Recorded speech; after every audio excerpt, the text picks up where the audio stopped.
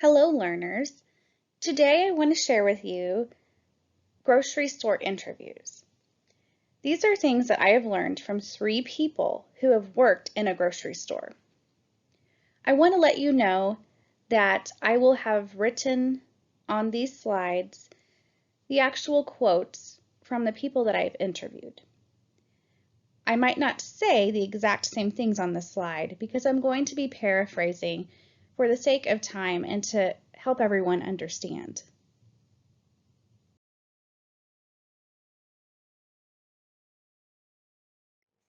I have spoken with 3 different people that have worked in 3 different places. Lydia is a current grocery store employee, and she has worked in her position for over 3 years. Then I spoke to my brother Ryan, who worked at Harder House from 2000 to 2003. And finally, I spoke with our teammate Kara on video, and she has worked at Walmart from 2007 to 2009.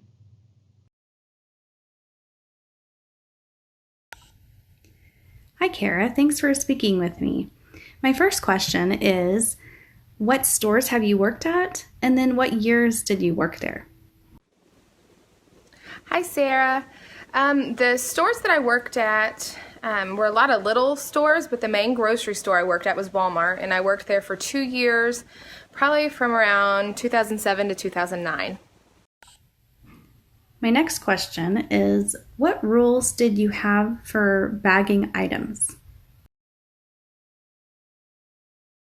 What rules do you have to follow for bagging items?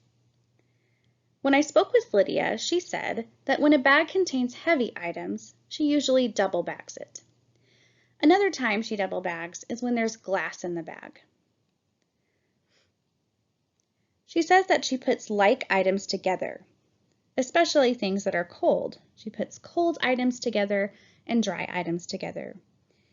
The cold items need to be separate from the dry items.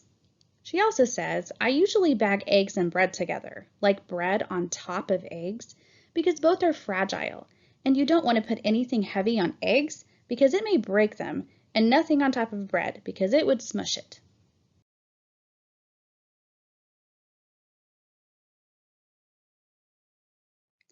Lydia says she usually only puts 4 or 5 items in a plastic bag, and for paper bags, she would normally put 7 to 9 items. She says, listening to the customer is important for knowing the weight of the bags. Some customers like the bags to be heavy to limit the amount of trips they take carrying their groceries in, but usually older customers like their bags lighter so they can carry them easily.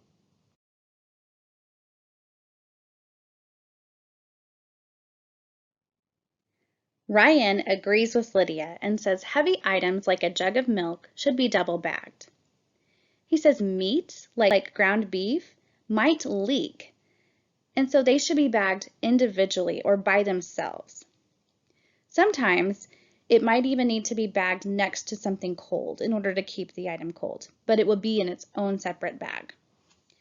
He also says fragrance items, things that smell, like laundry or fabric softener, should be in its own bag.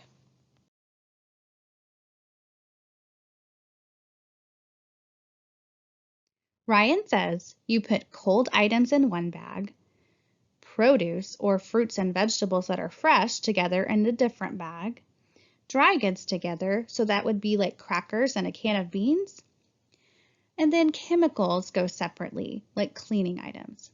He says it depends on what the customer wants. For an elderly customer, they would like their bags to be packed lighter than for a younger person.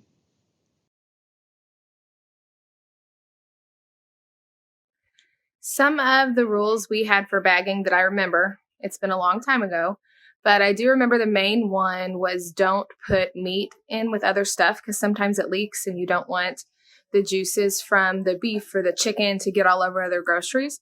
So bagging meat separately was one. Another rule that they asked us to follow is stuff that is fragile, like bread or eggs or chips sometimes, and bananas, to bag those things separately so they don't get smashed. And always offer those up to the customer by handing them to them instead of putting them down to the bottom of their cart where they get smashed.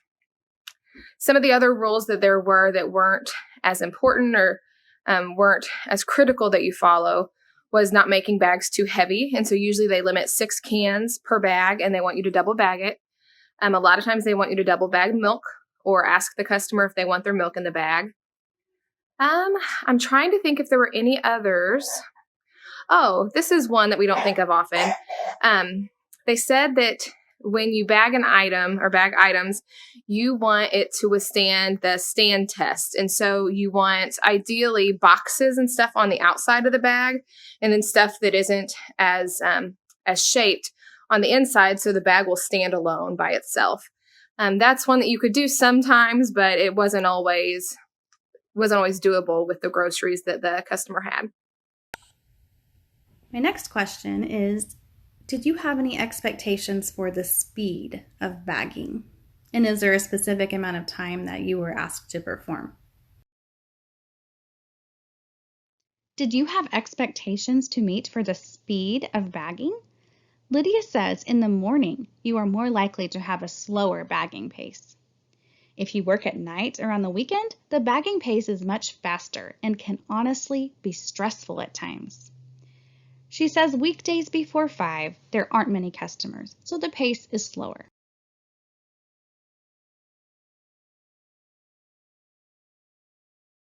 At the store where Ryan worked, at Harder House, each bagger would have to move between different registers. So he said when things were busy, they would have to work very fast to help with all the different registers. While we were bagging, the computers kept track of our speed, of how many items per minute we bagged.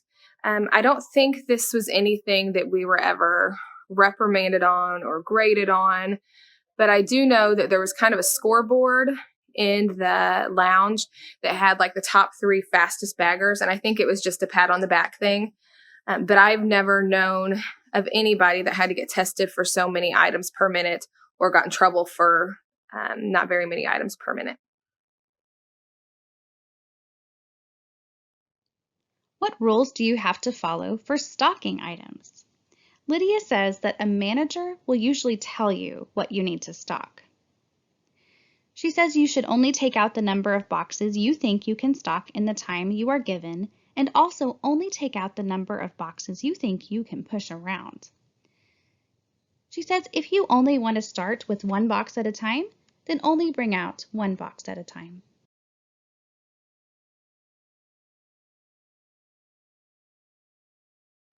When you are stocking, you might have to interact with customers. Lydia says you must become familiar with the store so that if a customer asks, "Where can I find sugar?" you can point them to the baking aisle. If you do not know where an item is, you can always ask the customer to find a manager. Being friendly is very important.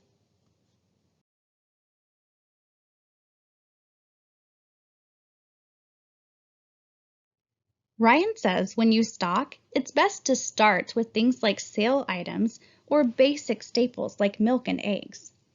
He says you should always use common sense whenever you are stocking and be safe. If you're stocking when it's very busy, you would need to bring out fewer boxes. He says when you see customers in the aisle, you should smile, offer help, and say hello in a very polite way.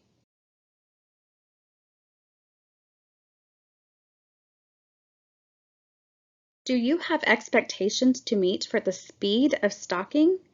Lydia says, I think stocking is very self-paced.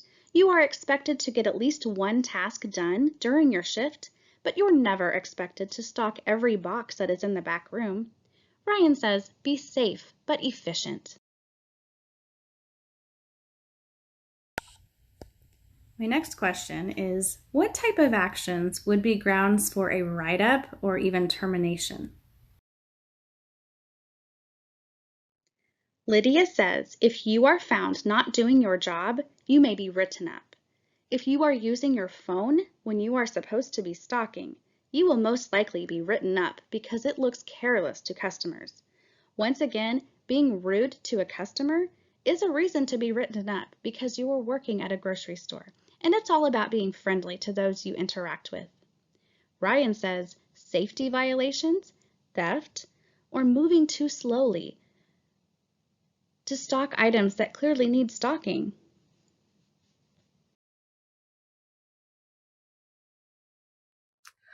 I never got written up or um, or in trouble or pulled to the office or anything, but I do know that people constantly got pulled back there for showing up late or for doing what they call a no call, no show, where they don't call in and tell somebody that they're not coming. They just don't show up.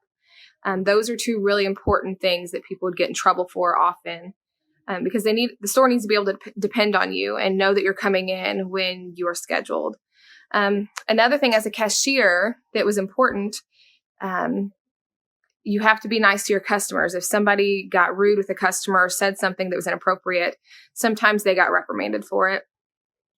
I think the biggest thing that people got written up for and in trouble for was stealing, because as a cashier, I was dealing with money a lot, or food or candy that I might like.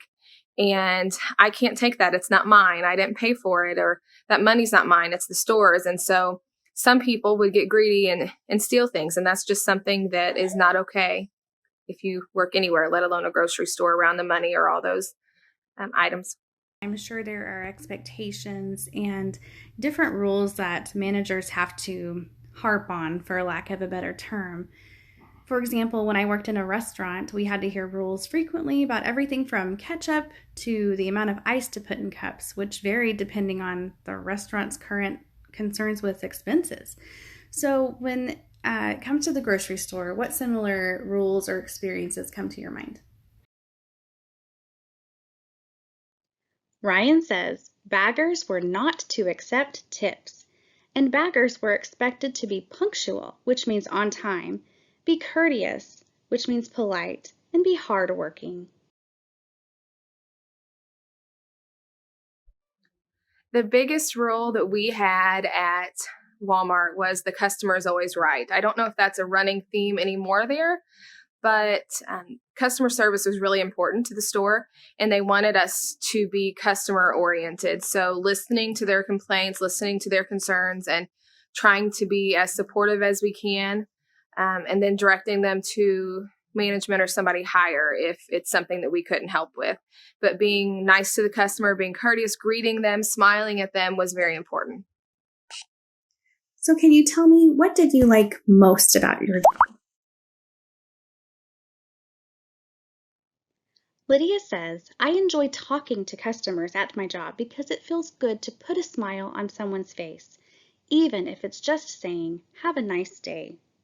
Ryan says, I liked that they paid me. And I like that I was able to find a deep appreciation for the service sector. He learned that everyone's got a customer, and in life the same rules apply. Be punctual, polite, and work hard. What I liked most about working at Walmart and bagging and being a cashier was all the people that I got to see. And a lot of times, just you saying hello and smiling and asking somebody about their day can make somebody smile and make them happy. And I got the opportunity to do that a lot.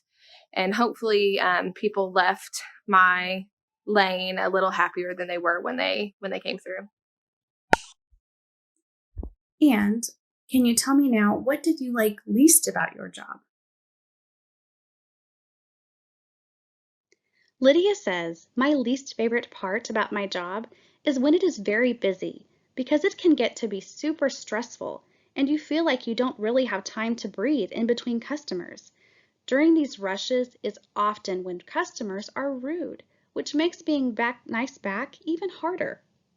Ryan says, working the day after football games, after football practice, and giving up my weekends for 3 years of high school. The thing that I liked least about working there, working at a grocery store, as a cashier, I don't know if it was this way for every job, but as a cashier, my hours were all over the place. Sometimes I worked during the day, sometimes I worked until midnight, sometimes I had a 5-hour shift, sometimes I had an 8-hour shift. It was really unpredictable. It really wasn't a big deal until I had another job and college courses and stuff going on that it was hard to work around because the schedule wasn't consistent.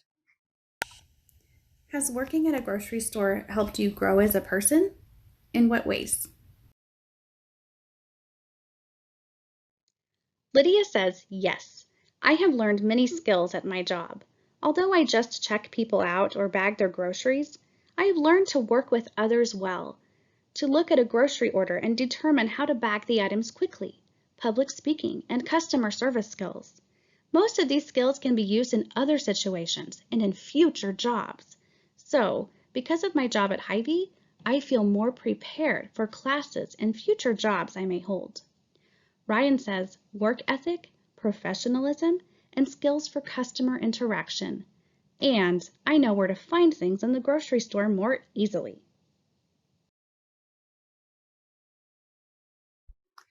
Working at a grocery store helped me grow as a person because it helped me learn some really good social skills and how to deal with customers, some really good customer service skills.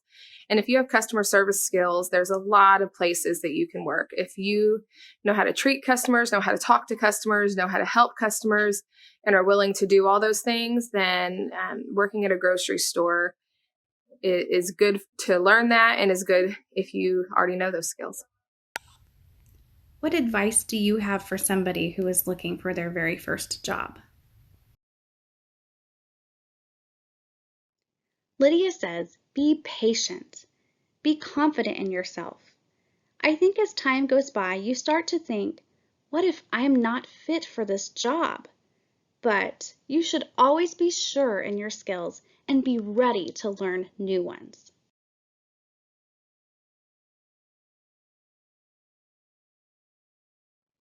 Ryan says, have clear handwriting for the application. Wear a button-up shirt and tie with slacks and decent shoes. Hand deliver the application to the manager. Then go back to the store to check on your application. Sit up straight, give a firm handshake and eye contact.